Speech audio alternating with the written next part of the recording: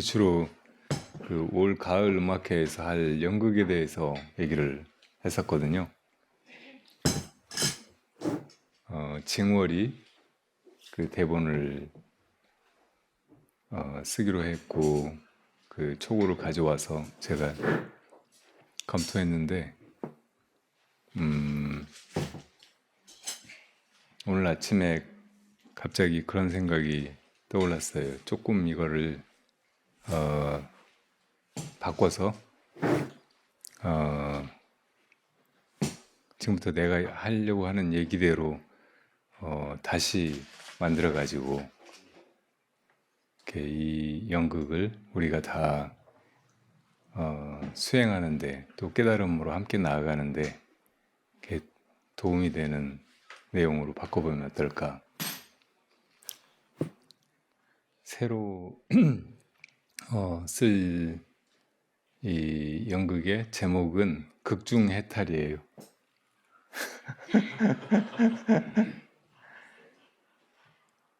그러니까 저 지금 법당에서 그 연극을 하려고 하는데 법당 내부가 이 생사와 또 해탈의 세계를 다 담고 있는 거예요. 거기 부처님도 계시고 그리고 법당 좌우에 그 뒤에 공간이 있고 좌우로 이쪽으로 들어오고 이쪽으로 나가는 식으로 배우들이 등장해서 연기를 하고 또 퇴장하고 할 텐데 이쪽은 생의 문이에요. 생. 이쪽은 사의 문이고 그리고 이쪽에 관객 쪽에 이 대본을 쓰고 또 그 연출을 하고 배우들이 어떤 식으로 연기를 해가는지 감독하고 하는 사람이 앉아 있어요. 그러니까 칭월이 이쪽에 앉아 있겠죠. 어떤 때는 관여하기도 하고. 근데 이거 지금 여기 기록되고 있어요. 이거 녹화되고 있어요. 그래서 이제 거기 나오는 사내 이 사람은 이제 불자이고 깨달은 사람 그대로 해도 돼요. 그리고 이제 거기 등장하는 사람들이 이제 엉터리 스님 그냥 뭐 형식이라든지 글이나 문자로 된 부처님의 가르침 이런 것에 집착하고 거기서 뭔가를 구하는 그리고 이제 그런 걸 또 사람들한테 가르치고 전한다고 하면서 사실은 장사를 해먹는 엉터리 성직자 그런 모습으로 그 스님을 둬도 돼요. 그리고 거기 부자도 그대로 둬도 돼요. 부자는 이 세상의 사람인데 그래도 사람이 먹고 살아야 되지 않느냐. 뭐니 해도 머니가 최고다 이렇게 생각하는 사람이에요. 그리고 실제로 그 돈 가지고 세상을 지배하기도 하고 사람들한테 도움을 주기도 하고 그리고 그 사람이 불제자이기도 하고 불교를 믿고 또 따르고 한다고 하면서 사실은 이제 돈 벌기 위해서 돈 버는 방법으로 불법을 활용하고 그렇게 이제 사는 사람이에요. 그리고 거기 이제 또 등장해야 되는 사람이 학자 같은 사람, 학자. 그러니까 이 지금 우리가 이 세계에서 이렇게 살고 있는 것이 우리가 몰라서 그렇지 연구하고 또 과학적으로 탐구하면 본말을 알 수 있다고 생각하고 그런 걸 밝히려고 하는 사람이라고. 그리고 아는 척하고 사람들한테 다 자기가 아는 것처럼 가르치려고 하고 이래야 된다 저래야 된다 하고 하는 사람이. 또 한 사람은 이제 정치가라고 약간 어린 왕자에 나오는 그런 사람 그런 설정인데 그러니까 결국 세상에서 우리가 네이션 나라를 단위로 해서 이렇게 살아가지 않느냐. 그러니까 이 공동체가 번성하기 위해서는 공동체가 또 이제 잘 조직되고 효율적으로 활용되기 위해서는 이제 나를 따라야 된다. 내가 잘 이 나라를 이끌어갈 테니까 나를 지지하고 따라야 된다. 그렇게 하면서 자기 권력을 권력에 도취해가지고 그런 걸 향유하고 그러면서 사실은 사람들을 기만하거나 착취하거나 하는 사람이죠. 네. 그런 정도의 사람들이 나와야 되고 이제 또 그 등장인물이 될 수 있으면 많이 나와서 그런 이제 그런 사람들을 추종하기도 하고 이리 갔다 저리 갔다 하기도 하고 그리고 이제 그런 대사가 많고 길고 하면 안 되고 상당히 은유적이고 핵심적인 그런 이야기들만 이렇게 몇 번 나오고 그리고 이제 사람들이 그 사람들 말에 휘둘리고 하면서 그러다가 나중에는 이제 그 주인공 깨달은 사람의 가르침에도 경청하게 되고 그리고 이제 이쪽에 앉아 있는 그 감독 이 연극의 감독하고 사람들하고 이래저래 처음에는 그 중에서 이제 이 감독의 그 신복 같은 사람 감독이 지시하는 대로 그 내가 이 영화를 만들었고 이렇게 진행하고 막 하니까 이 틀에서 벗어나면 안 된다. 근데 그런 식으로 이제 주의를 주기도 하고 사람을 시켜가지고 거부하는 사람들을 저 사회 문으로 내보내기도 하고 퇴장시키기도 하고 막 그런 사람들이 있는데 나중에는 사람들이 이제 이 전모를 알게 되는 것이에요. 이게 다 마음속에서 펼쳐지는 연극이고 저 감독 신 또한 자기 마음으로 이렇게 세상을 창조하고 지배하고 그렇게 해가는 걸로 어, 자기 만족을 구하고 있을 뿐이라는 것을 사람들이 이제 알아차리게 되는 거죠. 그래서 우리가 참 존재는 이 연극 속의 이 몸뚱이나 내 배역이 아니고 아주 자유로운 자기 마음 그리고 그 마음은 너 나가 없고 하나라는 그리고 이 모든 생사의 생사 자체 그리고 그 안에서 벌어진 일들의 속박으로부터 벗어난 존재라는 것을 깨닫게 되는 스토리라고. 그러니까 그런 식으로 구성을 해보면 이 보는 대중은 처음에는 이제 관람자로 있지만 나중에는 거기에 이제 동참하게 되고 감독의 입장에서 처음에는 이걸 이렇게 보다가 나중에는 이제 연극 안에 들어가 있는 연기자들처럼 자기를 느끼게 되고 나중에는 결국은 이 사람들도 그 연극 안에서 극 안에서 자기 존재, 참 존재를 깨닫고 거기서 이제 내 진짜 존재는 마음이로구나, 해탈한 존재로구나 이런 걸 깨닫게 도와주는 거예요. 그러니까 이런 식으로 연극을 잘 만들어 보면 이게 이제 불교 그 자체이기도 하고 또 많은 사람들이 그 연극을 보면서 우리가 이렇게 살아가는 거 그리고 살아가면서 세상이 이렇게 험하고 인생이 괴롭고 한 거를 어떻게 돌파해야 되는지 모르고 여기저기로 휩쓸리고 뭐 어떤 믿음을 가지기도 하고 어디다 대고 빌기도 하고 막 이러는 것이 허황된 것이기도 하고 어리석은 것이기도 하고 하다는 것을 깨닫고 자기 참 존재를 참 마음을 깨닫는 그런 길로 가게 하는데 어떤 좋은 기폭제가 될 수 있지 않을까 그런 생각이 들어요. 이 여름 가을 음악회 연극에서 온 사람들도 그렇겠지만 이 연극을 잘 만들어 가지고 찍어서 이거를 이제 버파림 그 유튜브에다 올리거나 혹은 다른 데서 나중에 공연을 하거나 다시 그렇게 하면은 뭐 큰 반향을 불러일으키지 못해도 일정하게 사람들한테 불법의 핵심을 알리고 자기 존재를 깨닫게 하는데 도움이 되지 않을까 그런 생각이 들었어요. 괜찮아요? 내가 예, 예. 어제 드린 거는 이용할 곳은 좀 예, 있지만 예. 근데 어제 그게 이제 처음에 나한테 준 거보다 조금 이제 그 내용이 조금 자세해지고 스토리도 조금 달라진 부분이 있기는 하던데 근본적으로 이제 그 서쪽에 현자가 나타났다고 해서 갔다 왔는데 그 사람이 사기꾼이더라 그 얘기는 그대로 들어있더라고. 그렇게 되면 복잡해져. 어, 그러니까 아직도 설명을 제대로 그래서 이제 그거를 우선 그냥 좀 접어버리고 그 설정만 가져왔다고 생각하고 네. 지금 내가 말한 이 줄거리대로 다시 구성을 해보면 어떨까 그런 생각이에요. 네. 좋습니다. 예. 알겠습니다. 거기에 백야라든지 혹은 이제 글쓰기에 관심 있는 사람들 이런 사람들 몇 사람 동참해서 조금 봐줘도 되고. 예. 그리고 거사님 어제 말씀하신 흥탈형 있잖아요. 예. 다 꾸민 이것도 꾸미고 저것도 꾸미고 꿈에서 깨도 꾸미고 그 전에 그것도 꾸미고 뭐 이런 내용이 거기 들어가면 좋겠어요. 아, 예. 예. 이게 꿈이라는 걸 깨닫는 게 마음을 깨닫는 것이잖아요.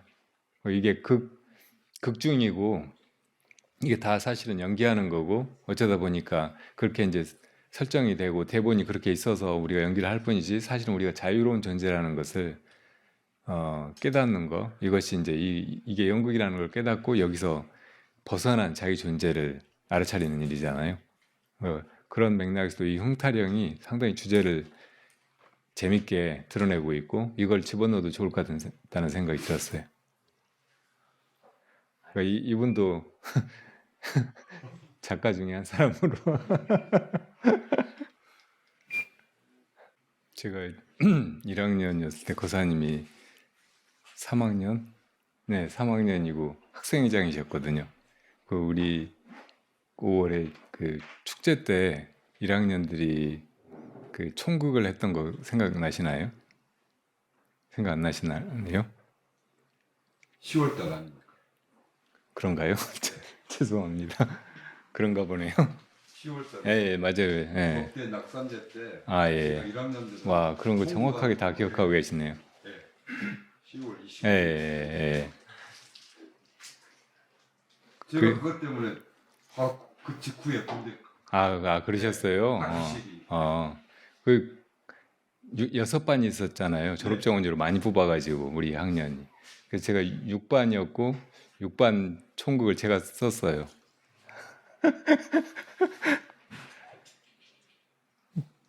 그러니까 총극을 어떻게 할 것인가 이런 걸 가지고 지금 또 출가하신 그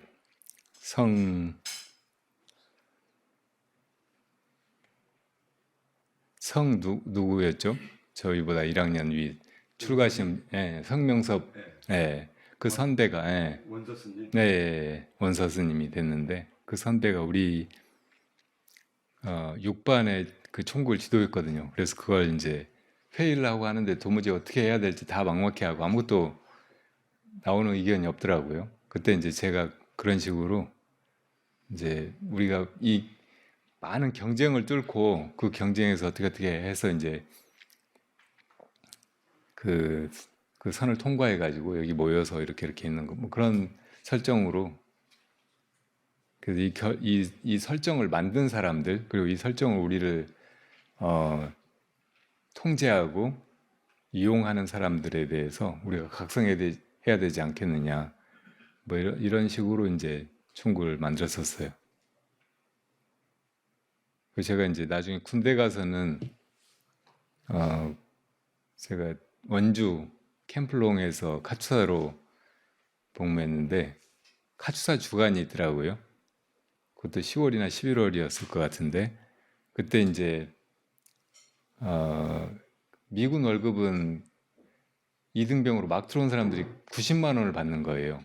그때 제가 이제 군대 가기 전에 공사판에서 일할 때 하루 일당이 10,000원이었어요. 그러니까 한 달 내내 일해도 30만 원밖에 못 받고 사실은 그게 적은 돈이 아닌 게 삼성 같은 데 들어간 신입사원이 한 30만 원 받았거든요. 근데 미군 월급이 90만 원이야. 이등병이. 그러니까 얼마나 많겠어요? 위로 이제 진급하면서. 근데 나중에 듣기로는 그 미군 부대에 배속이 되는 거고 가수사들도 그만한 월급이 나온다는 거예요. 근데 그거를 다 갖다가 육사를 운영한다고 하더라고요. 그 말이 사실인지 어쩐지는 모르겠어요. 이제 그럴 법한 얘기였어요.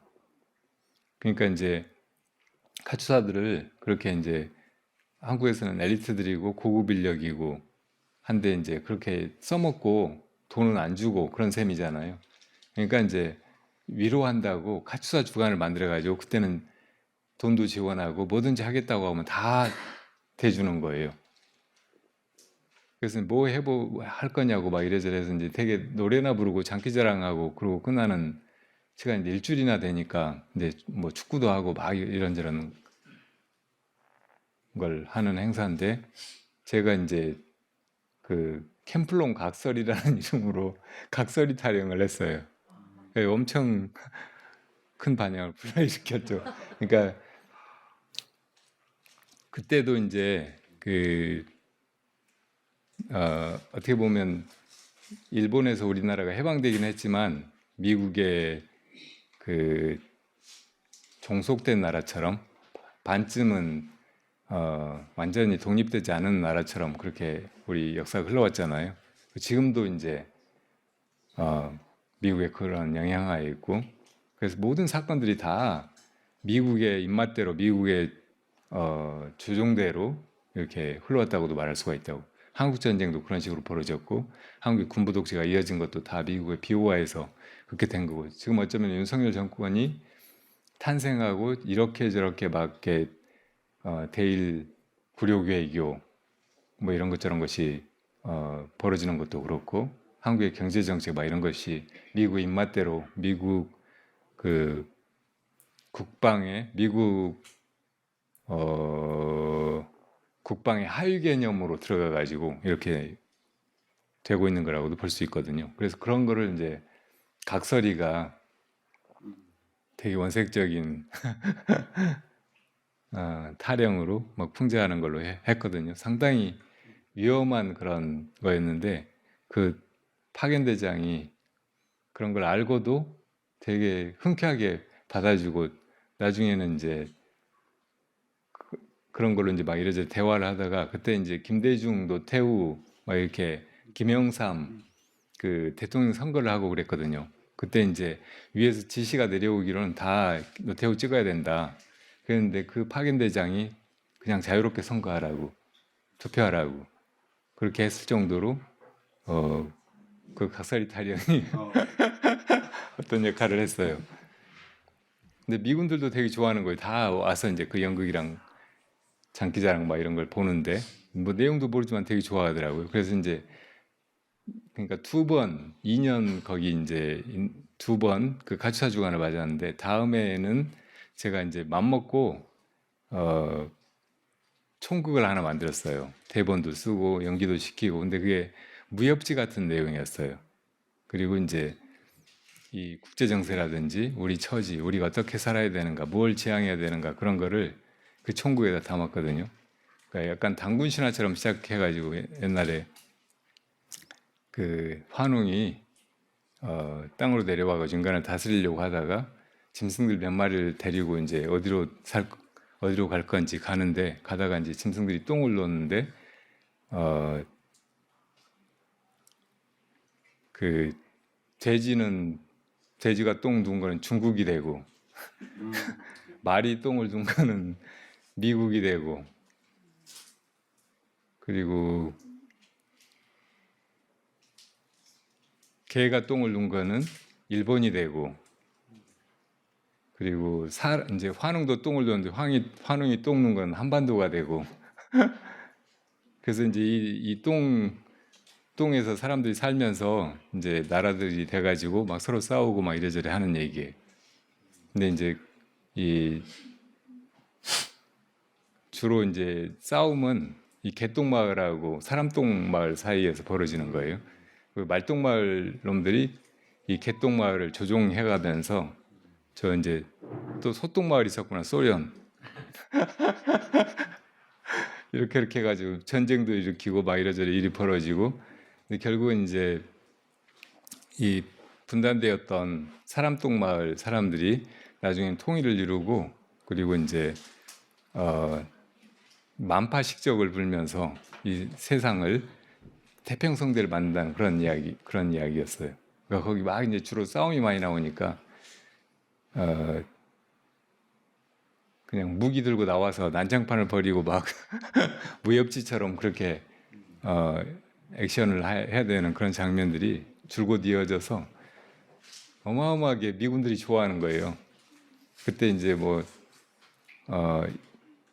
이소룡, 성룡 막 이런 사람, 이영걸 막 이런 사람들이 홍콩 영화, 무술 영화 막 이런 걸 만들어 가지고 서양 사람들 그런 걸 너무 다 좋아하고 그래서 이제 그런 거 보듯이 막 좋아하는 그 내용이 이제 사실은 미국 욕하는 거고 우리가 독립해야 된다는 얘기고 한반도가 이렇게 분단돼서 서로 싸우고 외세에 조종당할 게 아니고 하나가 돼야 된다고 그래서 어떤 세상을 만들어 가야 되는지 이런 걸 암시하고 있는 내용인데 아무것도 모르고 막 미군들이 박수치고 막 열광하고 하는 게 너무 재밌는 거예요. 한국말로 하는 거. 네, 한국말로 했죠. 그리고 이제 그 내용이 이 시간이 얼마 없어가지고 다 이제 이 연기를 하지도 못하고 대사도 못 외는 거예요. 그래서 고민하다가 이제 녹음기를 가져오라고 해가지고 거기다가 그냥 대사를 읽으면서 먼저 녹음을 다 했어요. 그 이제 그걸 틀어놓고 녹음기로 마이크로 이제 소리는 대사는 나오고 사람 입만 뻥긋뻥긋 하면서 액션만 하는 거예요. 그러니까 되게 재밌게 그냥 잘 되고 하나도 무리가 없더라고요. 근데 막 싸우다가 쓰러져 죽어야 되는데 또 막 계속 싸우고 야야 빨리 들어가서 죽어 빨리 하면서 그렇게 했는데 재밌었어요. 그러니까 원래 사람이 이 현실을 살아가는 것이 너무 힘드니까 그리고 이제 그 속에 함몰돼서 봐가지고는 이게 무슨 꼴인지 그 전말이 뭔지 감을 잡기가 어려우니까 이게 좀 떨어져서 생각도 해보고 앞뒤를 가늠해보고 그리고 현실에서 해소하지 못하는 거를 상상이나 꿈으로 해소하기도 하고 그게 이제 그 끝에 나오는 것들이 이제 소설이나 연극이나 뭐 이런 이제 예술적인 창작물들이라고 그러니까 다 그렇게 이제 하면서 인류사가 펼쳐져 온 거예요.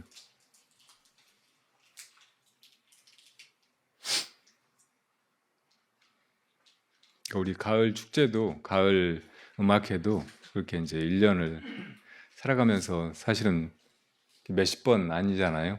근데 그 해를 이렇게 잘 정리하고 조금 떨어져서 보고 그걸 또 풍자해서 우리가 어떻게 살아야 할지 우리가 이렇게 살아가는 의미가 무엇인지 이런 걸 돌아보는 그런 계기가 되게 만들려고 하는 게 그런 취지예요. 사실은 뭐 추석이나 설이나 우리가 조상 대대로 이렇게 명절을 맞고 그 명절을 쇠고 했던 것도 같은 맥락이고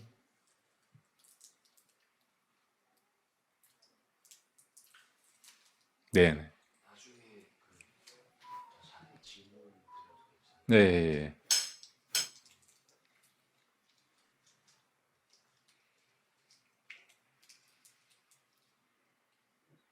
그래서 이제 대본 쓰는 사람, 연기하는 사람, 혹은 그걸 관람하는 사람 이렇게 굳이 나누지 말고 우리 모두가 다 만들고 우리 모두가 다 연기하고 거기서 배우고 깨달음을 이루고 하는 그런 장으로 만들면 좋을 것 같아요. 나치즘을 파시즘이라고 하고 그리고 이제 나치가 1차 대전 때 여러 나라들을 침략하고 게르만이 세계를 지배해야 된다고 하면서 이제 유태인들을 뭐 600만인가를 학살하고 그래서 이제 독일이 엄청난 전범 국가가 되면서 이제 패망했잖아요. 그 뒤로 이제 그 히틀러 혹은 나치즘 이게 극악무도한 인류사에서 나타난 제일 문제가 많은 그런 어떤 체제로 이렇게 누구에게나 다 그렇게 인식이 되고 비판을 받고 막 그렇지 조금만 객관적으로 들여다보면 고대에도 그랬고 또 이제 그 2차 대전 당시에 연합국들 그러니까 영국, 프랑스, 러시아 또 이제 물러나 있었던 미국 다 비슷비슷한 나라들이에요. 어떤 나라라도 그렇게 될 수 있는 그런 처지에 있었는데 나치가 너무 강력하고 무시무시하고 막 그러니까 이제 다른 나라들이 연합전선을 편 거고 함께 해가지고 독일을 이제 해체시키고 그러면서 이제 그 전범 국가를 완전히 악의 세력으로 낙인 찍어가지고 그렇게 해서 그렇지 본질적으로는 크게 다르지 않다고 생각해요. 그 히틀러 자신이 사람들의 그 민족주의적인 근성 혹은 이기심, 집단주의적인 이기심 이런 걸 잘 이용한 거예요. 정치적인 그런 그 술수 혹은 두뇌 뭐 여러 가지 그 뭐 공작이라든지 이렇게 기만 뭐 이런 걸로 사람들의 심리를 잘 파고 들어가 가지고 그래서 이제 그때 독일의 많은 지성들이 사실은 히틀러에 동조했고 그런 걸로 막 열광하고 그랬었고 그때 이제 거기서 도망쳐 나와 가지고 주로 미국으로 가고 그래서 이제 그런 나치즘의 실상을 폭로하고 그걸 악으로 만들고 막 이렇게 한 사람들이 대부분 유대인 지성들이에요. 그러니까 그 외에 이제 독일에 남아있던 나치즘을 옹호하거나 협력하거나 그 안에 들어가고 실제로 이제 그런 여러 가지 그 전쟁이나 혹은 유대인 학살에 깊이 관여했던 그런 사람들 중에서도 뭐 다른 나라의 뭐 독재자들이라든지 그 독재에 협력해가지고 뭐 책사가 되거나 혹은 장군이 되거나 뭐 해가지고 그렇게 나가서 이제 정벌을 하고 수많은 사람들 살상하고 그런 사람들은 옛날부터 부지기수로 많았고 그때도 2차 대전 때도 그 비슷한 일이 벌어졌을지도 모르거든요. 그러니까 독일이 만약에 그 유럽에서 이제 그렇게 무너지고 그런 나치즘이 혹은 제국주의적인 그런 발상이 오류이거나 그 악이라고 그렇게 이제 규정되지 않았으면은 사실은 완전 역사도 다르게 흘러오고 우리가 나치즘에 대해서 지금 완전히 다른 생각을 하고 있을지 모른다고. 여기 이제 동북아에서는 일본이 어, 히틀러 비슷하게 이제 일본 제국주의가 주변을 막 다 집어삼키면서 나중에 이제 미국에 그 대적을 했잖아요. 미국하고 이제 부딪히고 막 하면서 태평양 일대 그리고 이제 진주만을 공습하고 그리고 이제 그것도 미국이 그 자국 군인들을 희생시켜 몇십만을 희생시켜 가면서 일본을 점령하고 그것도 이제 혼자 못하고 러시아하고 같이 해가지고 하고 막 이렇게 하는 것이 별로 도움이 안 되고 많은 희생이 따를 것 같으니까 원자폭탄 만들어가지고 그냥 빨리 전쟁을 끝내버린 거잖아요. 일본 히로시마 나가사키에 이제 그냥 무고한 양민들 몇십만 그냥 죽이는 것으로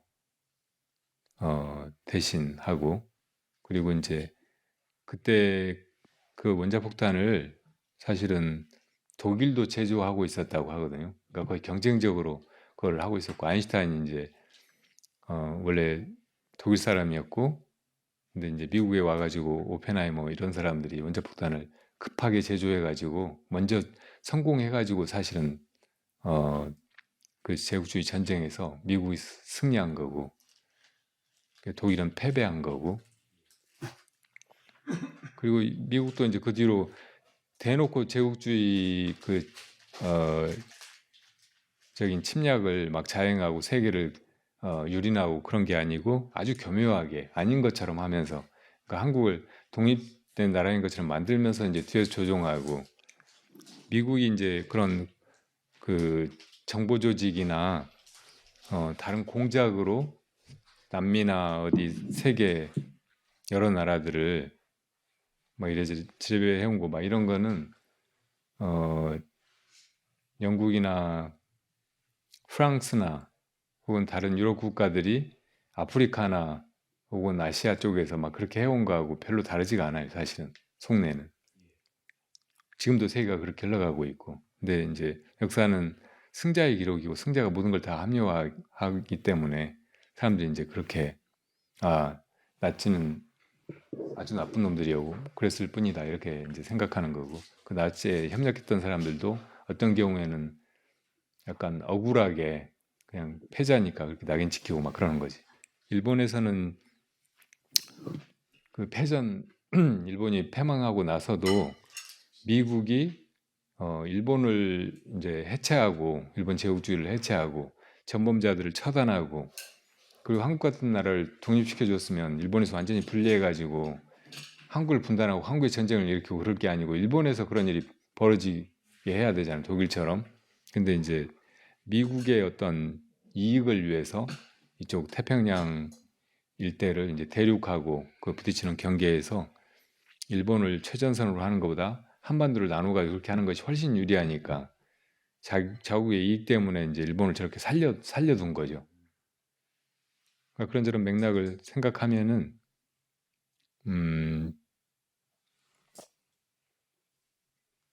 독일이 참 억울한 나라인데 그래도 이제 독일 사람들이 그 뒤에 예. 그 나치즘을 객관적으로 이렇게 철저하게 반성하고 하면서 계속 사죄하고 또 이제 나치 그 전범자들을 다 처단하고 사실 처단하기도 전에 그 히틀러는 자살해 버렸다고 하죠. 뭐 그것도 이제 사실인가 모른다고 뭐 그런 얘기도 있던데 어떻든 독일은 이제 그런 반성 그리고 이제 분단 속에서 그래도 조금도 그 자기들 제국주의를 옹호하려고 하거나 잘했다고 막 이런 식으로 우기질 않고 철저하게 반성하고 하면서 결국은 이제 나중에는 통일까지 이루었고 지금 다시 유럽을 리드하는 강국으로 다시 부상하고 있다고. 거기에 대해서 이제 한국 사람들은 굉장히 억울하고 너무나 부당하고 받아들일 수 없는 현실을 이렇게 살아가면서 이렇게 많은 지성들은 해방 전후의 역사를 보거나 그 뒤에 흘러온 한국의 개발 과정, 민주화 과정, 또 지금 뭐 세계 10위권에 뭐 경제 대국이 될 뻔했다가 또 이제 지금 치고 있는 것 같긴 하지만 이런 모습에 대해서 이렇게 약간 분개하고 잘못됐다고 생각하고 막 이렇게 하는데 이거를 어디 드러내놓고 얘기도 못하고 그 중에 이제 기회주의적인 세력들이 해방 이후에 이승만부터 군부 그리고 그 뒤에 이제 한국의 보수를 참칭하는 기회주의 세력이 자기들이 이제 사실은 보수는 이제 약간 민족주의적이고 자국의 이익을 위해서 뭐든지 해야 된다고 그렇게 믿는 사람들이잖아요.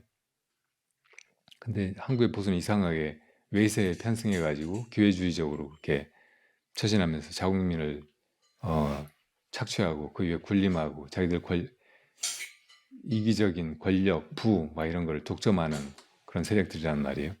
그러니까 이런 식으로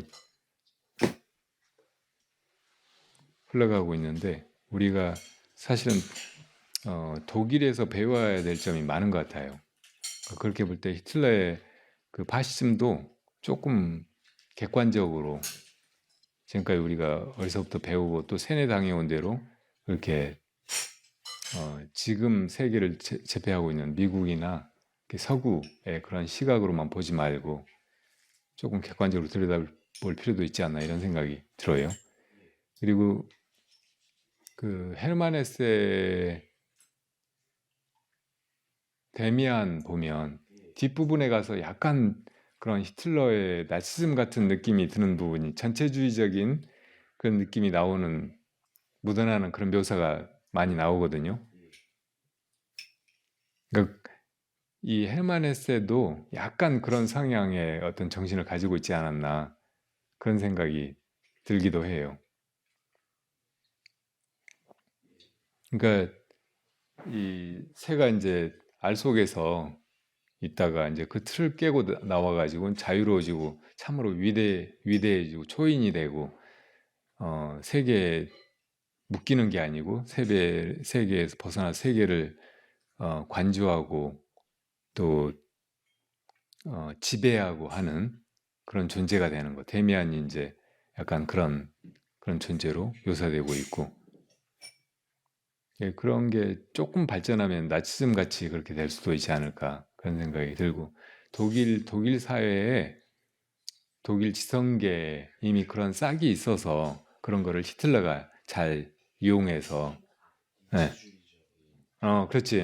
그런 거를 잘 이제 써가지고 그렇게 게르만 우월주의, 사실은 이제 히틀러 자신의 정치적인 야욕에 불과했겠지만 그런 걸로 이제 포장해서 드러난 게 나치즘이 아닌가 이런 생각도 조금 들고, 전에 유시민 씨가 그 막스 베버가 그 히틀러 시대를 두고 히틀러가 이제 막 그렇게 선동을 잘하고 연설을 잘하고 했다고 하잖아요.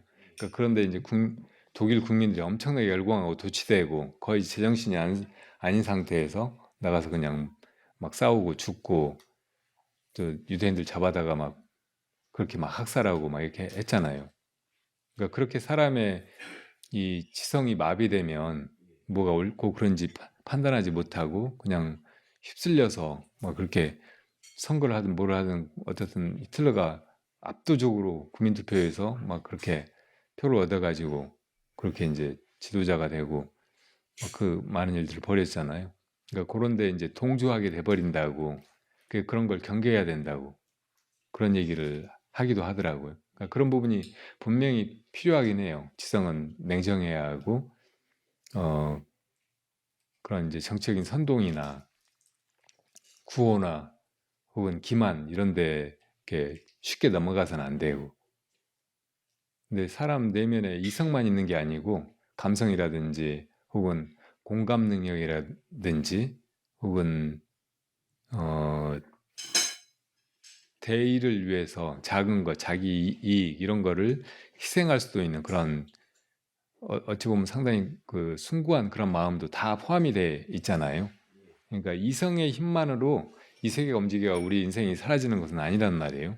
그러니까 그 너머에 있는 혹은 그것보다 깊이 있는 그 감성, 그리고 거기서 기인하는 그 공감 능력이나 감정이입하는 능력, 또 나보다 우리를 먼저 생각하고 우리가 다 함께 좋아지고 다 행복해지고 하는 것을 바라는 안에 그 발원이나 열망 같은 거 이런 것을, 그렇다고 해서 이제 이성만 내세우면서 다 사장시키거나 이런 건 잘못될 가능성이 많으니까 이런 데 빠지지 말아야 된다 이렇게 보는 것은 옳지 않다고 저는 생각하거든요. 예. 그래서 사실은 이제 지금 시대에 좋은 국가나 좋은 미래를 만들어 가려고 하면 사람들 마음속에서 이성의 힘만이 아니고 그 감성적인 좋은 그 능력, 공감 능력이나, 그러니까 그 맹자가 말했던 측은지심, 수호지심, 시비지심, 또 뭐지? 예, 구사님 뭐예요? 하나가 그런 거를 이렇게 이끌어내는, 그러니까 인격적으로 무르익어서 또 자기가 그런 경지에 이르러 가지고 사람들의 그 부분을 건드리고 이렇게 거기에다가 어, 호소하고, 그래서 그 사람들의 그런 걸 끌어내고 하는 그런 지도자가 필요한 시대가 아닌가 그런 생각이 들어요. 그 예, 그냥 말씀하신 거를 생각하면 그 니체 초인 독재 같은 예, 거 예, 예. 이상적으로 생각하면 훨씬 그렇죠, 그럴 그렇죠. 수도 예, 있겠네요. 예. 그러니까 히틀러가 그런 걸 이제 잘못 적용했다고 하면 예. 지금 시대에 필요한 지도자는 그런 인간 안의 감성 이런 걸 건드려 가지고 거기서 이제 훨씬 더 전체적이고 강력한 어떤 힘을 이끌어내 가지고 그 힘으로 우리 미래를 이끌어 나가 우리를 다 통합하고 하는 그런 지도자인 거죠. 그러니까 그런 거를 어, 염두에 두고 우리가 살아가고 또 그런 사람을 길러가고 또 우리 스스로가 그렇게 되어가고 해야지, 그냥 민주주의의 원리라든지 뭐 이성으로 만든 뭐 법 이런 것을 가지고 세상을 어떤 식으로 예, 예.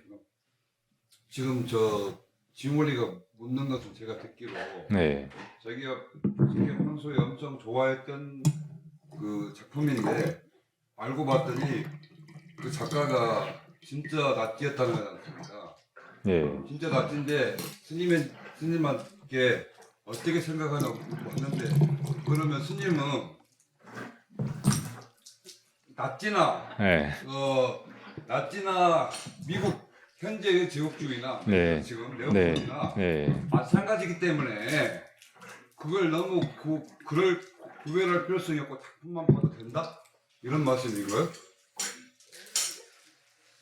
전 그 작품을 모르고요. 네. 거기에 대해서 예를 들어서 불교식으로 말하면 이거 저거 무조건 낫지에 부여한 사람이니까 그것은 안 된다는 그거 굳이 그걸 가질 필요 없다? 이 말씀인가요? 그거 너머의 것을, 네. 예. 그러니까 나치즘이 옳다는 것이나, 아니, 지금 혹은, 스님은 네, 낫지가 반드시 그렇지 않을 수도 있다고 지금 말씀하시는 예, 안할 수도 있어, 굉장히 위험한 말씀이거든요. 예, 안할 수도 있어. 나치가 옳다는 게 아니고요. 네.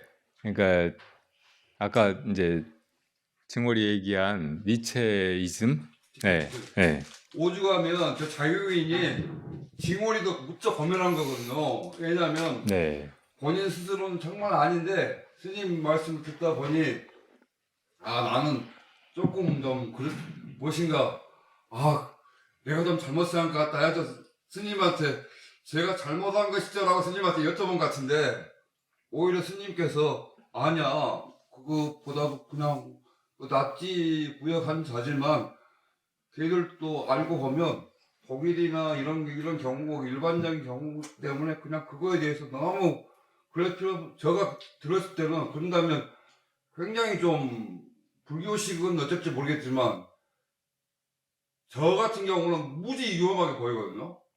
예, 저는 위험하게 보여서 다시 한번 좀 더 신중하게 말씀해줬으면 좋겠어요. 지금 이게 녹화되잖아요. 예. 그러니까 그건 이거 빼면 돼요. 이거 부분은 굉장히 지금 아마 스님께서 말씀하셨는데 네, 결론이 굉장히 위험한 말이에요. 네. 괜한 주제를 꺼내는 거 아니. 다시 한번 생각해. 예, 스님이 그렇게 말씀하셨거든요. 예, 낫지를 그러니까 낫지는 현재의 그때 당시만 하더라도 1945년 뒤대라서 미국은 일종의 비록 제국주의지만 그 심리학적 제국주의 또는 그 자국 내에서 통제하는 그 정치 이런 게 아니었거든요. 아니었지만은 그 나치라는 건 최악의 정치 체제거든요. 어떻게 보면 인류가 대표적으로 자본주의는 나치, 그 소련 같은 경우에는 스탈린 체제를 가장 최악의 경우로 보지 않습니까? 그 공산주의도 스탈린 때문에 망했고 어떻게 보면 자본주의도 나치 같은 우리나라도 어떤 사람이 언제 그런 날 놈이 나올 수도 있거든요. 나올 수 있기 때문에 우리가 최소 그 부분만큼은 특히 우리는 1905년, 10년 그때 무렵부터 일본 군국주의라는 바로 나치즘하고 비슷한 거기 때문에 우리는 직접 피해자이기 때문에 솔직히 그 부분에서는 또 단호하게 좀 저 생각에는 단호하게 말씀하실 줄 알았고 그래? 그 경우는 진짜 그랬다 한다면 이 부분은 저는 불교 교리하고도 안 맞겠다고 생각합니다. 만약에 무슨 자유라든지 특히 사상의 자유가 필요할 텐데 종교적이 필요할 텐데 걔들은 나치는 철저하게 대표적으로 일본 놈들이 우리나라 와가지고 대처 승인이 다 풍류박산 불교를 풍류박산 낸 게 일본 놈들 아닙니까? 맞아요. 제 생각에 그럴 때는 좀 그러지 않나 싶어. 스님 어때요? 저 살짝 더 수정. 네, 그쵸? 맞아요. 예. 나치즘이나 단호하게 좀, 일본 제국주의나 미국의 제국주의나 혹은 이제 나치즘 이전에 유럽의 여러 열강들의 제국주의 이런 게 다 스님 다시 한번 그렇다 하더라도 예, 미국 제국주의하고 나치하고 비교해서 동렬로 본다는 것은 굉장히 스님 위험한 발상이라고요. 그것은 근데 비슷한 부분이 있고 정도의 차이가 좀 있기도 하잖아요. 정도 차이 정도가 아니라 아주 심각한 차이죠. 그것은 저는 그 생각을 한번 봐. 근데- 저는 역사적으로 봤을 때 예, 실은 프랑스가 네. 그 아프리카 맞아요. 예, 그런 거. 했던 그런 거 생각하면은 예, 별로 차이가 없어요. 저는 그렇게 생각하거든요. 뭐 지금 미국이 막 남미나 또 한국의 한일, 한국 전쟁이나 군부의 독재나 막 이런 데서 한 일을 생각하면은 별로 차이가 없는 거예요, 본질적으로. 그 사람이 하지만 역사적으로 그 연합군에 의해서 나치나 이탈리아나 이런 쪽이 그렇게 전범국가가 되면서 그 역사가 정말 승자들에 의해서 쓰여졌기 때문에 그렇지 실은 프랑스가 아프리카에 대해서 했던 일, 영국이 인도에 대해서 했던 일, 그때 거기 밑에 스페인이 했던 일 네. 얼마나 무지막지한 일들이 많았는데 그러니까 그런 걸 생각할 때 근본적으로 이제 그 스님 탓이네. 고사님. 근본적으로 저는 아닌데.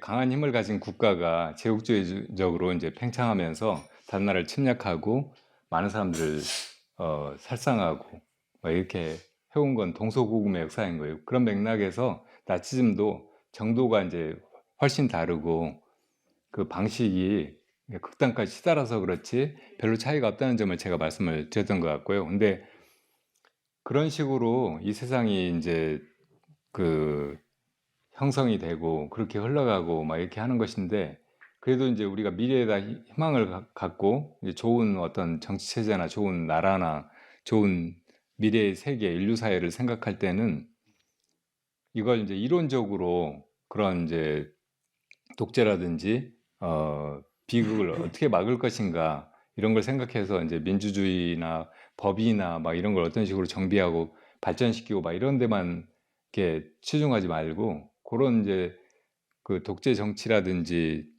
그 제국주의적인 침략 이런 것도 다 사람이 하는 일이잖아요.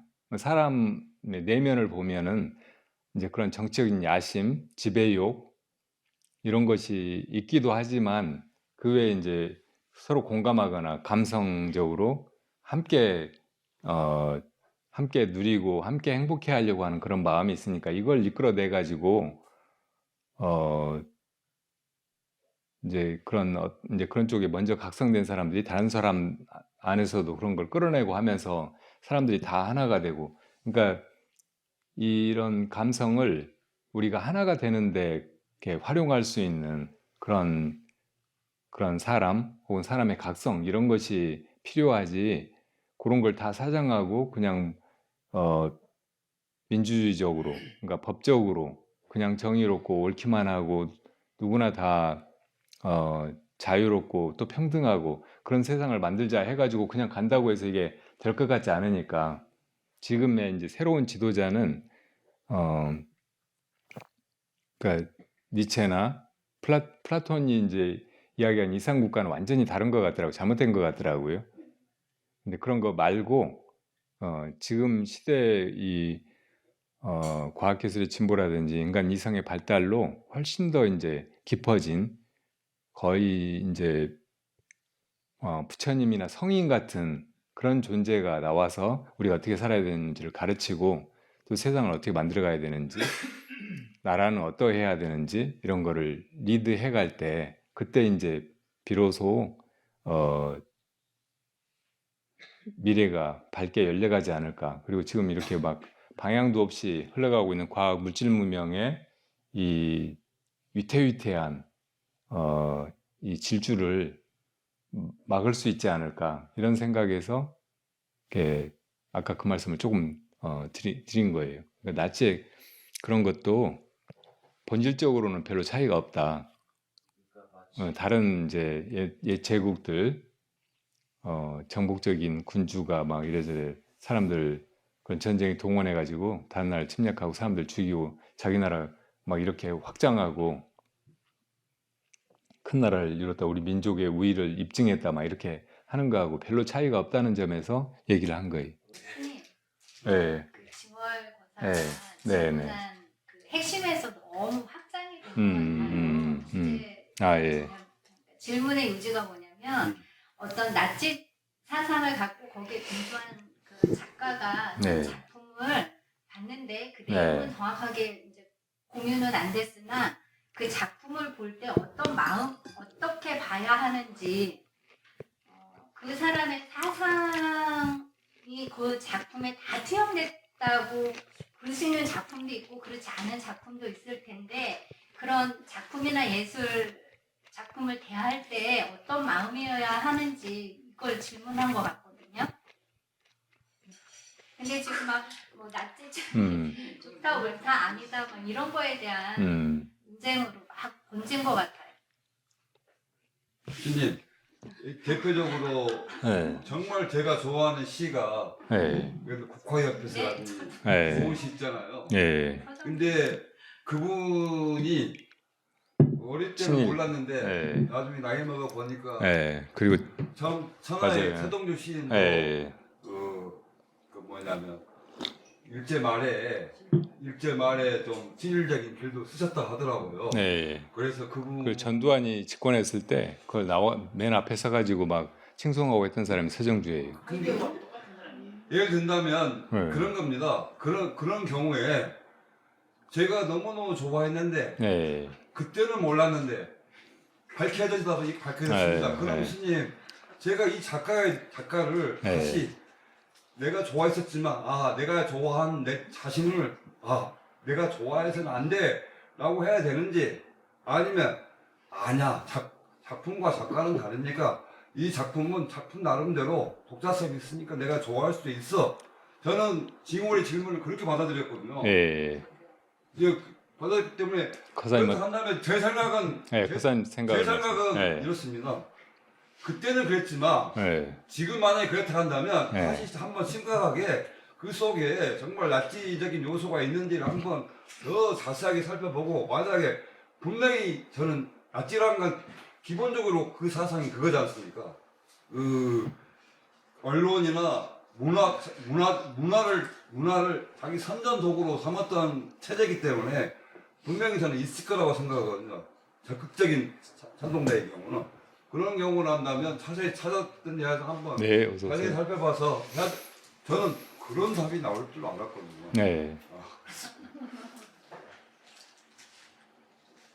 제가 요새 사고만 치는 것 같네요. 아니.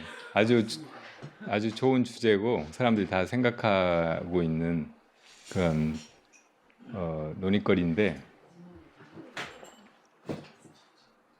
내가 그냥 핵심만 딱 이야기를 하고 그랬으면 되는데 얘기를 너무 풀려가지고 횡설수설 하다 보니까 이렇게 된 것 같네. 근데 어떻든 한 사람의 그 존재 그리고 그 사람의 생각 또 그 사람의 행적이나 삶 이런 것은 이렇게 따로따로이면서도 하나이잖아요. 그리고 그게 여러 그 맥락이라든지 그 역사적인 상황, 주변의 조건 이런 것 속에서 그런 게 나오는 거예요. 행동이나 생각이나 글이나 뭐 작품이나. 그러니까 서정주 시인이 나중에 이제 친일 행적이 문제가 되니까 일본이 나는 그렇게 빨리 패망할 줄 몰랐다고 한 100년, 200년 갈 줄 알았다고 그렇게 얘기를 했잖아요. 그러니까 그런 상황에서 이제 그 사람의 문학성, 그런 천재성이 이제 그렇게 이렇게 드러날 수밖에 없었다. 이렇게 보면은, 그러니까 인간적인 한계나 뭐 이런 것이 느껴지기도 하고, 그럴 수도 있겠다. 이렇게 이제 그 정도는 수긍을 할 수가 있죠. 근데 이제 그런 이제 친일적인 작품 그 자체를 평가하고 뭐 이래저래 하는 건 냉정해야 되고 서정주라고 하는 인물 자체를 평가할 때도 분명하게 하긴 해야 되겠죠. 근데 이제 이해를 해보자면 그 정도로 이해를 할 수도 있다는 말이에요. 그래서 내가 이제 아까 나치를 옹호하는 듯한 그런 발언을 한 것도 이해를 해보자면 사람의 심리가 그렇기 때문에 나치 같은 사람이 나타나가지고 그렇게 해가는 것이 과거에 이제 제국주의자들 그리고 지금 이제 큰 현대에 유럽이나 미국의 제국주의 이런 일본의 제국주의 이거하고 본질적으로 조금 다르진 않으니까 그렇게 이해해 보면 그것도 이해할 수 있는 것이다. 이 정도로 얘기를 했다고 보면 좋을 것 같아요. 그리고 이제 그 나치에 협력했던 사람들도 분위기가 그렇고 시대가 그렇게 흘러가니까 그런 속에서 자기 이제 철학이나 문학 활동을 그런 식으로 전개할 수도 있었겠다. 이 정도로 이해를 하면은 어떨까 싶어요. 그게 잘 바른 일이다. 그럴 수도 있다. 그냥 용인하자. 그런 거 비판하지 말자. 혹은 이제 작품과 그 인물은 별개로 봐야 된다. 막 이런 얘기를 하려고 했던 것만은 아니에요. 좀 뭔가 제가 말하고 싶은데 잘 모르겠거든요. 네. 부처님의 어떤 그 부처님의 말씀이라든지 부처님의 큰 뜻에 비춰볼 때 저는 분명히 일본 놈들이 그것을 돈이 많이 들더라도 자기들 내 땅에서 네. 뭐 콘크리트 네. 이렇게 하고 다른 나라에 피해를 줘서 난는 상황에 걔들은 돈 때문이거든요. 네. 돈이 훨씬 덜 들잖아요. 흘려버리니까. 근데 그래서 요 부분에서 한번 스님께서 한번 말씀 한번 해주셨으면 좋겠습니다. 우선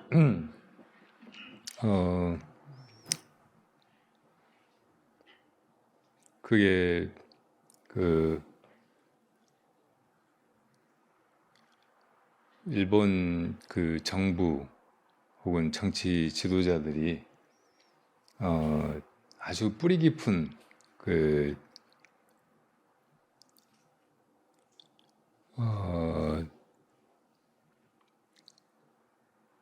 이기주의, 기회주의 이런 데 젖어 있는 것 같아요. 그러니까 그런 식으로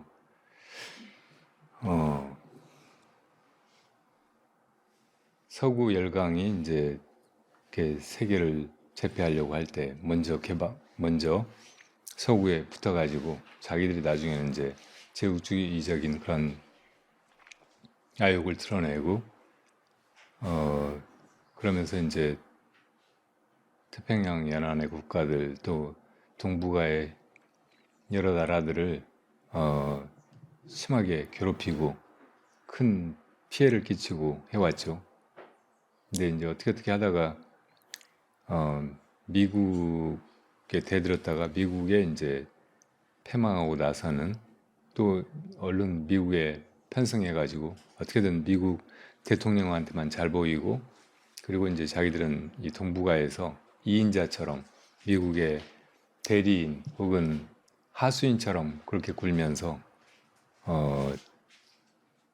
역시 또 이제 자기들의 그 경제적인 이익이나 일본의 오래된 그 패권 이런 거를 실현하려고 하고 그런 현상이 계속 돼 왔고 그래서 이제 우리가 일제 식민지가 됐다가 또 뭐 해방이라고 맞이했다가 분단이 되고 그리고 이제 남한에는 이렇게 친미적인 그런 정권이 세워지고 그러면서 계속 이제 일본하고의 그런 관계를 청산하지 못하고 계속 일본에 눈치 보고 조종당하고 또 이제 거기 뭐 이유를 알 수 없지만 이렇게 완전히 그냥 동조하거나 시키는 대로 하는 것처럼 보이는 지금 대통령의 뭐 여러 이제 결정이라든지 발언 뭐 이런 것이 어떤 한국 사람으로서는 너무나 치욕적이고 분하고 그 우리 독립 투사들이 나라를 잃고 어디 만주로 중국으로 가가지고 그렇게 목숨 바쳐서 싸우고 막 했던 그런 마음을 지금 이 시대를 읽고 여기서 이제 바르게 살려고 하고 또 좋은 미래를 지향하고 하는 모든 사람들한테 그런 마음을 다시 불러일으키고 있는 것 같아요. 독립심을.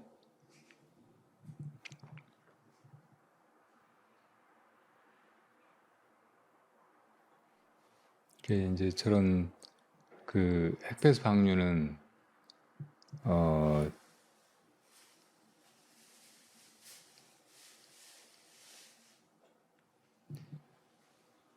약간 역사적으로는 일본이 그렇게 저질러온 온갖 만행에 대한 과보처럼 후쿠시마에 원전 사고가 났고, 그리고 그 피해를 이제 일본이 고스란히 따놔야 되는데 그걸 또 다시 이제 주변에 혹은 세계에 그냥 전가하는 것 같은 그런 느낌이잖아요. 그러니까 우리가 더 붕괴하는 거고, 그걸 어떻게든 막았어야 되는데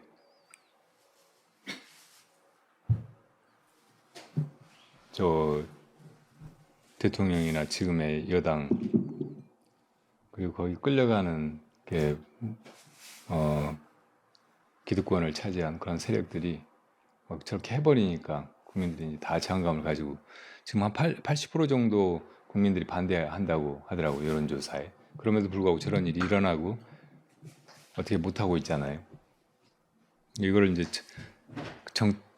지금의 정부나 정치인들이 어떻게 해결하게 그렇게 하는 거는 참 어려운 문제 같아요. 그래서 임진왜란 사실은 백성들이 나가 싸우고 해가지고 나라를 지켜냈듯이, 그리고 식민지 시대에 또 사람들이 만세 부르고 또 나가 싸우고 목숨 걸고 해서 이제 일본을 몰아내려고 하는 그런 노력이 있어서 독립이 해방이 일제해방이 그러니까 외세에 의해서 일어났고, 그래서 이제 해방이 우리들한테 그냥 선물처럼 주어진 거, 뭐 그런 게 이제 사실은 지금까지도 이제 이런 비극으로 이어지고 있는지 모르지만 이거를 그냥 달게 받고 어쩔 수 없다 이렇게 자포자기하기보다는 사람들 하나하나가 조금 더 분명한 주체의식이나 선량하고 바르고 우리 함께 다 좋은 세상을 지향하는 그런 마음으로 이런 거를 떨치고 일어나서 한 마음으로 바로잡고 또 이런 사건도 막고 해야 된다는 생각이 들어요. 불교적으로는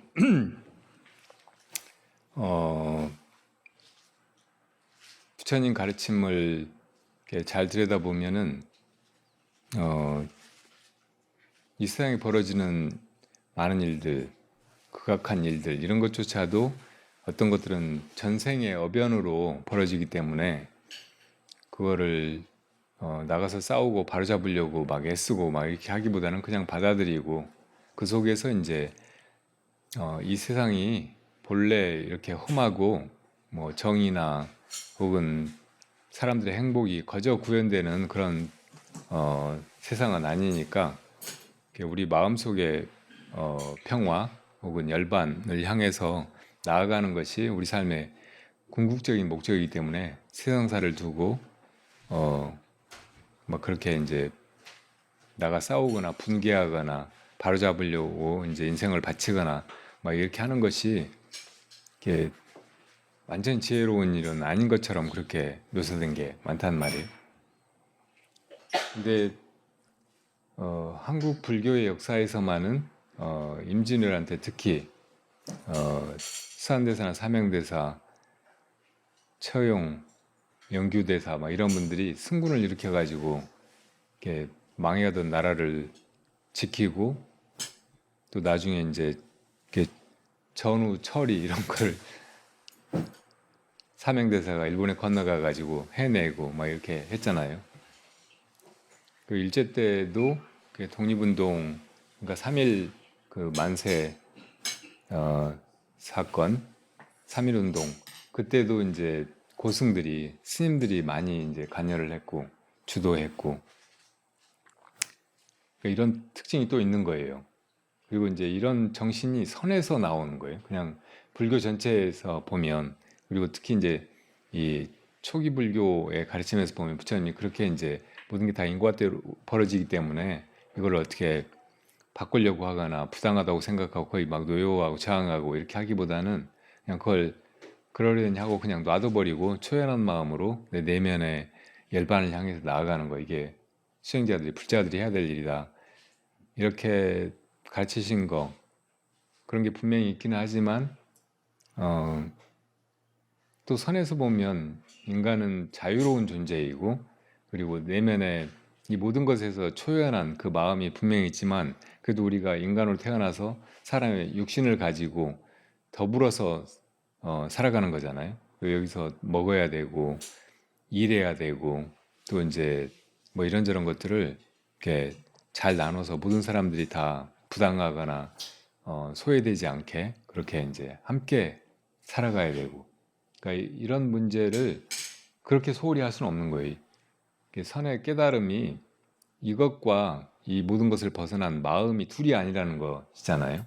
그러니까 이것도 이게 비록 꿈이라고 해도 이 속에서 부당한 것이 있고 괴로워하는 사람들이 있고 그러면 이것을 시정하기 위해서 얼마든지 노력하고 그렇게 행동할 수 있는 것이 또 이 세상이라고.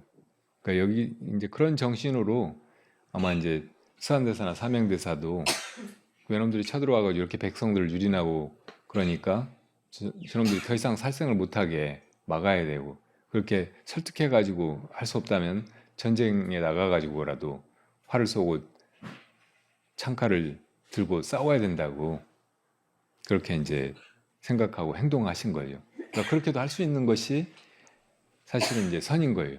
그러니까 부처님의 가르침이라고 해도 거기 매이고 예속당하고 하는 것이 아니고 내가 자유로운 존재고 부처님의 가르침이라고 해도 나는 뭐 어떤 때는 안 따를 수도 있는 것이라고. 내가 물론 이제 전쟁에 나가서 사람을 죽이고 하면은 그 과보를 받아야 되겠죠. 그렇지만 그 과보를 내가 감수하고 더 큰 악을 막는다 이런 정신으로 나가서 싸울 수도 있는 것이란 말이에요. 그러니까 그런 맥락에서 보면 지금 이 시대에도 분명히 악이 있고 또 이제 외세가 저렇게 우리를 고통에 몰아넣고 그럴 때 우리가 이제 그냥 속수무책으로 그걸 당하고만 있기보다는 나서서 뭔가 해야 될 때는 하는 것이 한국 불교의 그 정신 그리고 그 흐름에 맞는 일이라고 생각이 들어요. 그래서 저도 이제 뭐 이런저런 기회가 있으면 정치에 대해서 지금 돌아가는 현실에 대해서 이야기도 하고 비판도 하고 그리고 우리가 그런 속에서 어떤 마음을 가져야 되는지 어떻게 행동해야 하는지 그런 얘기들도 하게 되는 것 같아요. 뭐 해야 되면 하자고요. 뭐 하자는 의미는 아니고요. 네. 스님 저는 이번에 근데 지금 중국 사람 잠깐만요. 네. 중국 사람들이 네. 중국 정부도 이제 단호하게 거기에 대응을 해서 일본산 수산물을 전격 수입을 금하고 또 사람들이 심하게 집단적으로 저항도 하고 막 이래저래 그냥 행동도 하고 막 하는 것 같더라고요. 근데 이런 걸 우리가 이제 일본이 문재인 정부 때 수입 규제를 하고 그리고 이제 위안부 문제에 대해서 강제동원에 대해서 대부분 판결을 갖다 부정하는 식으로 일본 정부가 혹은 아베가 막 그런 식으로 할 때 우리가 노저펜 운동도 전개하고 일본산 뭐 안 쓰고 그래서 일본 뭐 아사히 맥주나 뭐 일본 회사들이 막 다 망해서 나가고 막 그랬잖아요. 그러니까 이런 거를 지금은 이상하게 안 하고 있어 사람들이. 그리고 중국에서 이거를 하고 있는 것 같은 느낌이 드는 거예요. 그러니까 일제가 이제 한반도를 집어삼키고 만주로 중국을 침략하고 중일전쟁을 일으키고 막 그 난징 학살도 일어나고 근데 중국 사람들도 얼마나 그걸 부당하게 생각하고 분개하고 저항하고 막 했겠어요. 근데 독립운동사에서 보면 한국에서 중국으로 넘어간 그런 사람들이 굉장한 활동을 했어요. 그리고 그 사람들 중에 많은 사람들이 그 중국의 공산화 과정 이거하고 맞물려 가지고 약간 사회주의적인 그런 독립운동을 했고 지금 이제 홍범도 장군 그 뭐 동상을 육사에서 철거하는지 마는지 그거 가지고 이제 또 막 논란이 일어나고 있는 것 같은데 정말 많은 독립운동가들이 사실은 이제 공산주의적이었고 근데 이제 남한이 이렇게 미국, 일본의 영향을 받는 그런 체제가 들어서고 하면서 그 많은 독립투사들을 일부러 막 지우려고 하거나 과소평가하거나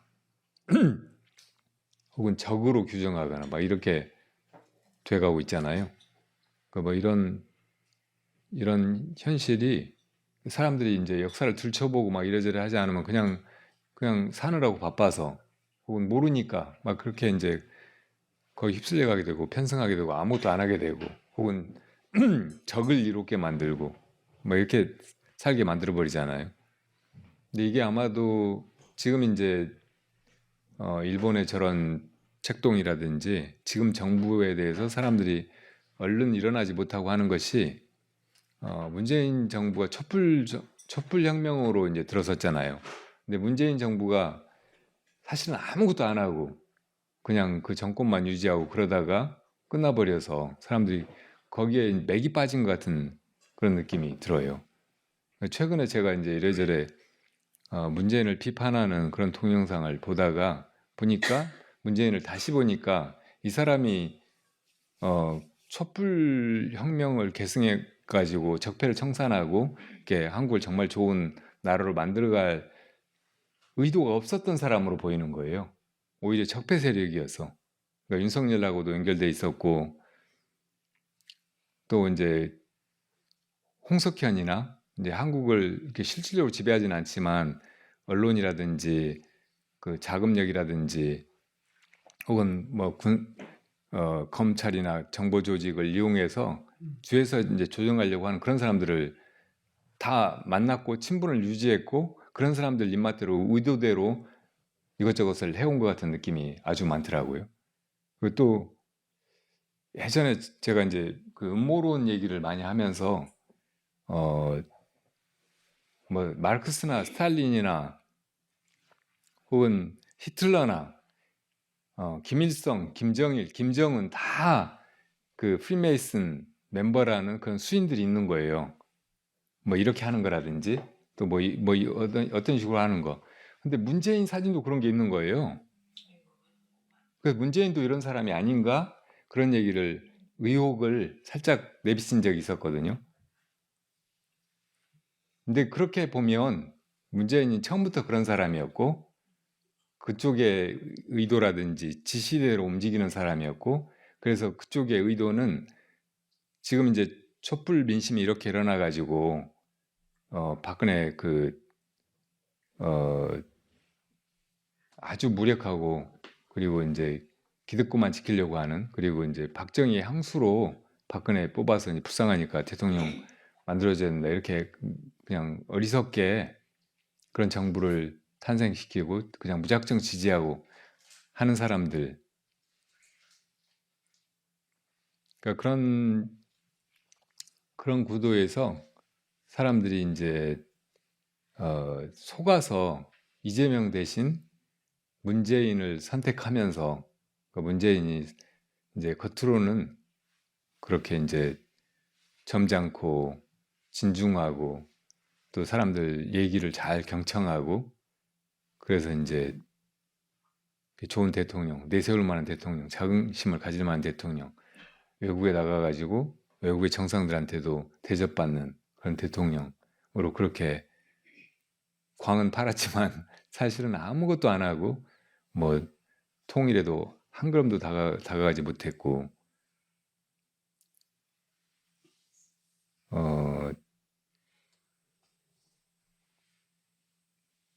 그리고 결과적으로는 이제 이 말도 안 되는 윤석열 정부를 탄생시켰고 뭐 이런저런 이제 대립구도에서 그 추미애 조국 막 이런 사람들이 윤석열하고 대립하고 할 때 전혀 그쪽을 편들지 않고 그냥 방조하고 해가지고 윤석열을 이렇게 키워놓고 또 이제 이렇게 대통령을 만들어버리고 거기에 이제 뭐 언론이라든지 검찰도 이제 동원돼가지고 다 일조했겠지만 일본이라든지 미국도 거기에서 어떤 역할을 하고 있었고 그런 게 최근에 이제 몇 가지 드러났잖아요. 그러니까 미국 FBI 국장이나 CIA 그 책임자가 문재인 대통령이 유엔에 연설하러 갔을 때 와가지고 윤석열을 만났단 말이에요. 검찰총장을. 그리고 나서 그때 이제 오고 간 대화 뭐 이런 게 언론에 나오기는 그냥 국제 공조 수사 이런 것에 대해서 얘기했다고 했는데 북한의 끈이 있는 미국의 어떤 그 언론에서는 그 대화 내용이 다 나왔는데 어떤 식으로 이 문재인 정권을 그 몰락시킬 것인가, 문재인 수사를 어떻게 하고 조국을 어떻게 잡을 것인가 이런 얘기를 해줬다는 거예요. 그래야 윤석열을 키워준 거예요. 윤석열 대통령을 만든 거예요. 그러니까 미국의 조종대로 그렇게 했고 일본에서는 이제 뭐 적극 동조하고 뭐 자금도 대고 막 그랬을지 모르죠. 그리고 일본에 있는 통일교, 신천지, 한국에 있는 신천지 이런 세력들이 또 거기에 일조했고, 그러니까 이런 거를 여러 세력들이 합작해가지고 이런 결과를 만들어낸 거예요. 그 중에 문재인은 아무것도 안 하고 그냥 꼭두각시 노릇만 하거나 혹은 내가 이런 대통령이다 하고 이제 사람들한테 인기몰이나 하고 그 물러가면서 대통령 한 번 더 해도 되겠습니까? 하고 뭐 이런 것이 그 전에 문재인을 그렇게 믿고 좋아하고 그렇게 했던 마음을 완전히 배신하는 거예요. 아, 속았구나 문재인한테. 예. 저는 과거에 그런 유튜브 그런 유를 시청하다가 지금 완전히 끊고요. 스님 유튜브를 저는 듣고 있는데 스님 그런 유튜브 정말 정신건강에 안 좋습니다. 이게 죄송하지만 저는 진짜 그 한번 꼭 그 종편에 있는 종편 걸 보다 보면요, 뉴스 보다 보면 계속 그 말이 떠오고 그 말 떠오고 그 말 또 하거든요. 증거 없이. 음모로 인한 건 굉장히 무서워요. 증거가 다 있어요. 증거를 제시하면서 얘기를 하는 거예요. 지금 제가 얘기한 것도 다 실제로 있었던 일이고 그런 증거를 가지고 얘기하는 거예요. 그런 말씀 드리겠습니다. 아까 예를 들어서 아까 낫지 말씀하실 때 이제 여러 말씀하셨는데 저는 문재인이가 약간 일부 어류 특히 그 윤석열을 어떻게 잘 못하고 결국은 윤석열 현재 뒷담화 맡고 있는 것은 모르지만 문재인을 전부 다 문재인이가 완전히 오히려 적폐고 어쩌고저쩌고 그런 이제 정치적인 편향이나 견해 이런 거는 개인적인 것이고, 그러니까 그런 거 가지고 논쟁하고 그러면 안 될 것 같아요. 지금은. 그러나 근데 어쨌든 유튜브 가능하면 그런 유튜브 보지 마십시오. 진짜 안 좋아요. 저도 떡 끊었거든요 그런 거. 저는 스님 거만 듣는다니까. 스님 거. 저는 스님 거 듣는데 스님이 그런 거 보면 되겠어요. 정말 정신건강에 안 좋아요 그거. 그러니까 그런 이제 음모론 얘기를 들으면은 충격이 굉장히 커요. 그러니까 듣고 있던 땅이 흔들리는 것 같은 그런 느낌이란 말이에요. 근데 그런 음모론이 그냥 나오는 게 아니고 그럴 만한 정황 또 이제 몇 가지 증거들 이런 걸 토대로 해서 이럴 수도 있지 않겠느냐 이런 식으로 제기되는 의혹인 거예요.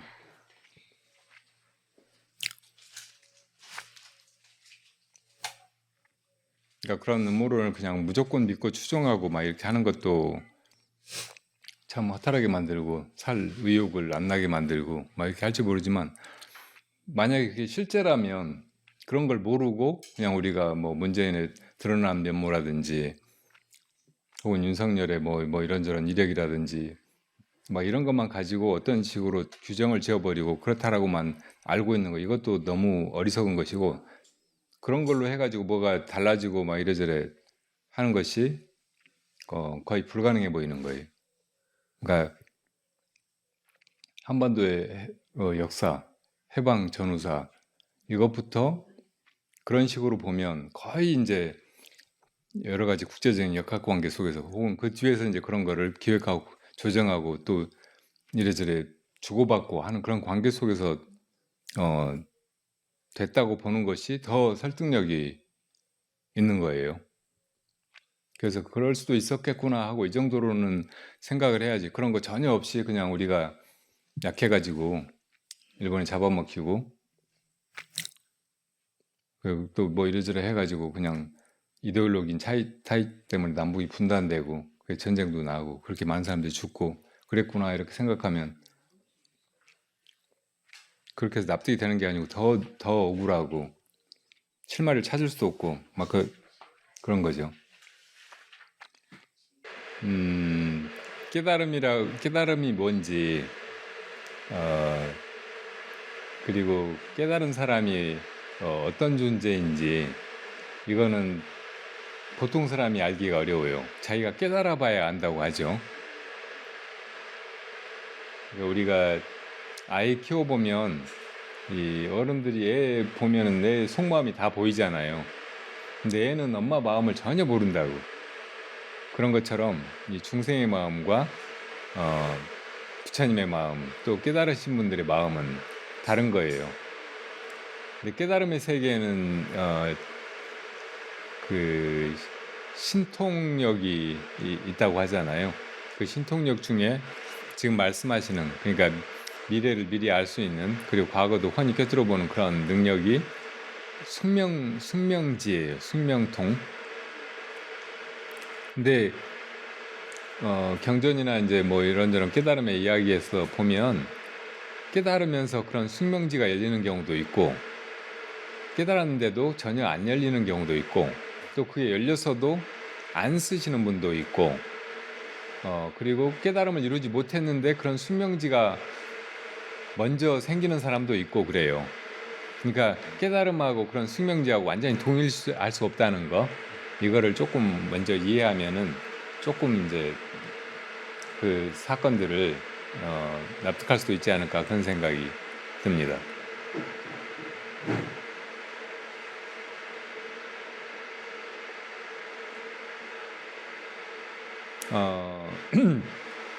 경허 스님 제자가 망공 스님이잖아요. 근데 망공 스님이 깨달음을 다 이루기 전에 좌선하고 있다가 이 벽 너머에 있는 것이 다 보이는 거예요. 이런 거 천안통이라고 하는 거죠. 그래서 이제 내가 깨달았구나 이렇게 알고 있었는데 그 절에 어떤 동자승이 있었는데 무슨 일로 말썽을 피우고 야단 맞고 어디로 없어져 버린 거예요. 그러니까 스님들이 다 찾아 나서 가지고 온 산을 다 뒤졌는데도 못 찾았어요. 그래서 이제 와가지고 망공 스님한테 혹시 다 보인다는데 그 애가 어디 있는지 봐달라고 하니까 망공 스님이 이렇게 보니까 나무 위에 올라가 있는 거예요. 그래서 저 나무 위에 있다고 하니까 사람들이 가서 나무 위에서 부르니까 애가 이제 위에서 울고 있다가 내려왔어요. 그래서 이제 망공 스님이 진짜로 이제 깨달았다고 사람들이 다 그렇게 알고 있었는데 나중에 경허 스님이 오셔가지고 네가 깨달았다고 하는데 내가 한번 물어보자. 그러면서 이제 부채하고 또 이제 옛날 스님들이 더우니까 여름철에 이게 등토시 대나무로 엮은 이 옷을 이렇게 몸에 달라붙지 않게 하는 그런 게 있었나 봐요. 그 벗어놓은 등토시하고 놔두고 이 미선을 그러니까 부채를 가리키면서 이거를 미선이라고 하는 게 옳으냐 등토시라고 하는 게 옳으냐 그랬어요. 그러니까 망공 스님이 등토시라고 하는 게 옳습니다 그랬어요. 그러니까 이런 안목으로 무슨 깨쳤다고 그렇게 생각하고 또 사람들한테 막 그런 걸 드러내고 하느냐고. 이렇게 살면 안 된다고 호되게 야단을 맞은 거예요. 그리고 다른 화두 다른 공안을 이제 받아가지고 또 수행을 하죠. 그러니까 그렇게 하면서 이제 그게 보이던 게 없어져 버린 거예요. 나중에는 망공 스님이 그런 능력을 막 쓰고 막 그랬다는 기록이 하나도 없어요. 해방될 때도 이제 간월도에서 세계유라라는 그 글씨를 무궁화로 먹을 묻혀가지고 쓰고 거기서 이제 100일 기도를 하셨다고 하거든요. 그래가지고 그 끝나는 날 해방이 된 거예요.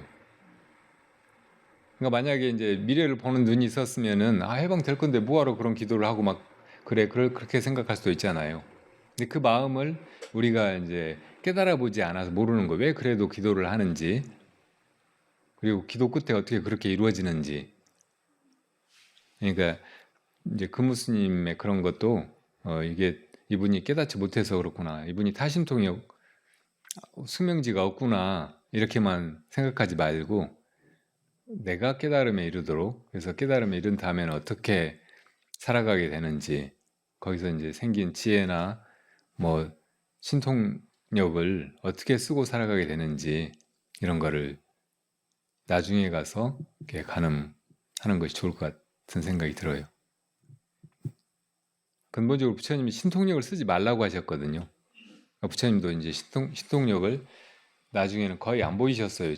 처음에만 이제 깨달음을 얻어가지고 누구를 교화할까 하다가 이제 다섯 비구한테 가르쳐야 되겠구나 하고 할 때 그냥 날아서 그 강을 건너가지고 그 비구들 있는 데로 가셨거든요. 그런 건 신족통이죠. 그 나중에 카빌라성에 가시면서도 12년 만에 고향에 가는데, 고향에 가면은 부왕은 이제 내 아들놈이 어디 출가해가지고 뭐 어쩌다고 하든지 이제 도깨 들었다고 부처님이라고 하면서 와서 뭐라고 또 떠들 거야, 이렇게 생각하고 있고, 사람들은 다 어릴 적에 시달타 왕자만 생각하고 있고, 그러니까 그런 마음을 가지고 있는 사람들한테 그냥 가서 이 불도를 깨달아야 한다고, 일상 다 무상하고 덧없는 것이니까 도 닦아야 된다고 이런 식으로 얘기하면 아무도 듣고 따를 것 같지가 않은 거예요. 그래서 가서 그냥 신통력을 보여주신다고. 공중에 나타났어요. 가보자 하고. 그러니까 그때 사람들이 다 이제 절하고, 저분이 옛날 시달타가 아니로구나, 이렇게 생각하면서 이제 귀의할 마음을 낸 거예요. 그러니까 그렇게 할 때만 이제 그런 걸 쓰신 거라고. 그리고 나중에 이제 제자들한테 신통력을 함부로 보이지 말라고 그렇게 얘기하셨고, 불교 역사에도 보면 거의 그런 신통력이 안 나와요. 한 번은 그 황벽스님이 법문을 하시는데, 오늘 내가 밖에 나갔다가 강을 건너려고 하는데 흙탕물이 홍수로 너무 무섭게 흘러내려와 가지고 배도 이제 못 건너가고, 그래서 어떻게 하지 하고 있는데 어떤 이제 외도가 나타나 가지고 수행하는 사람이 이런 것도 못해 하면서 이렇게 보더니 저쪽으로 날아서 건너가 버린 거. 그래가지고 이쪽으로 건너와 보라고 이렇게 해서 그냥 황백스님 돌아오신 거예요. 그래서 법문하시면서 내가 그놈을 그 자리에서 때려 죽이지 못하는 것이 원통하다고 하신 거예요. 그러니까 그런 걸 전혀 보이지 않으셨고 이렇게 법문만 하시고. 근데 최근에 보니까 황벽스님 예언이라고 인터넷에 또 떠서 돌아다니더라고요. 근데 거기도 보면 이 조선 사람들이 참으로 선량하고 또 뛰어난 사람들인데, 뭐 이런저런 국제적인 관계에서 계속 수모를 당하고 궁지 몰리고 그러다가 나중에 이제 이 사람들의 그 존재가 드러나고 이 사람들이 세계에서 아주 중요한 좋은 미래를 만드는데 역할을 하게 될 거라는 그런 내용이 있더라고요. 중국은 어떤 식으로 몰락하고 그 사이에 이제 중국하고 일본하고 전쟁이 벌어지고 막 이런 얘기가 나오더라고요. 그러니까 이게 진짜 황벽스님이시면 황벽스님이 그런 예지력이 없으셨던 게 아니죠. 그래서 이제 이거를 그때 드러내기보다는 그냥 후세가 적당한 때에 이게 드러나서 사람들한테 그래도 이제 희망이 되고 힘이 되고 그렇게 하려고 어디다 숨겨놓으신 거죠. 정말 깊은 지혜를 가진 사람이 어떻게 처신하고 어떤 마음을 쓰고 그런 뭐 신통력을 어떤 때 감추고 어떤 때 드러내고 하는지 이런 거는 보통 사람이 알기가 어려워요. 자, 이 정도만 말씀드리고요. 또 다음 질문.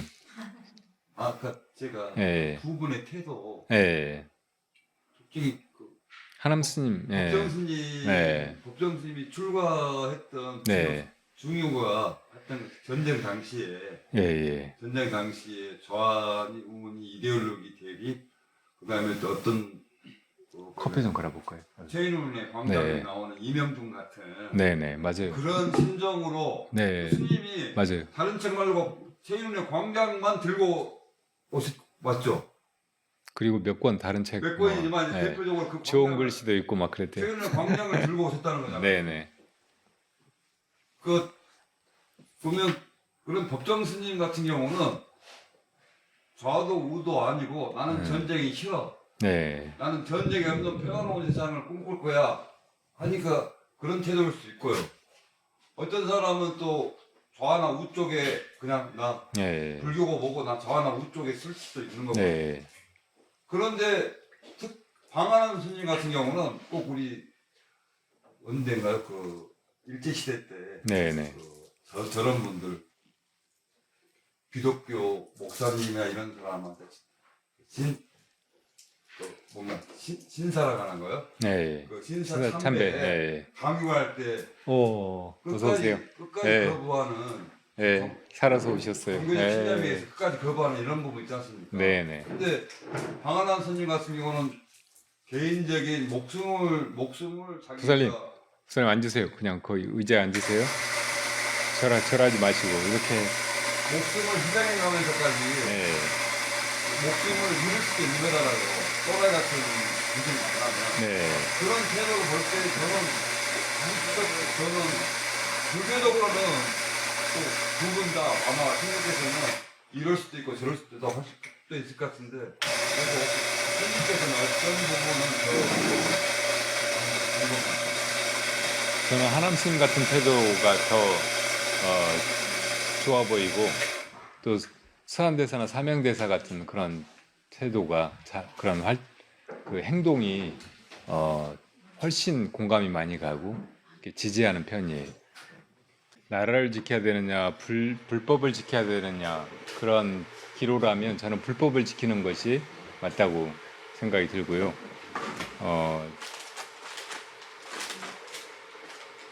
수행을 해야 되느냐 혹은